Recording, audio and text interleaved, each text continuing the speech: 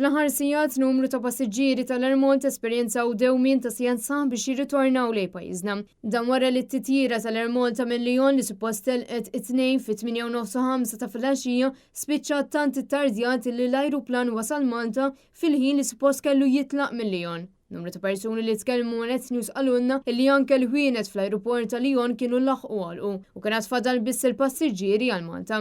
Dawk li tkellmu ma' dan l-istazzjon spjegaw li fons ħafna tgergir il-passiġġieri lanqas biss kienu avżati li kien hemm dan id-dewmien kollu. Għal minn hekk, ansijat saħ l-ebda rappreżentant tal-Air Malta m'avviċina l-passiġġieri jekk kellhom bżonn xi ħaġa wara jagħmlu ħin twil ta' stennija. It-titjira spiċċat telqet ftit qabel 11 ta' filgħaxija bir-raġuni li tal-bdot kienet li t-titjira ta' qabel kienet telqet tard ukoll.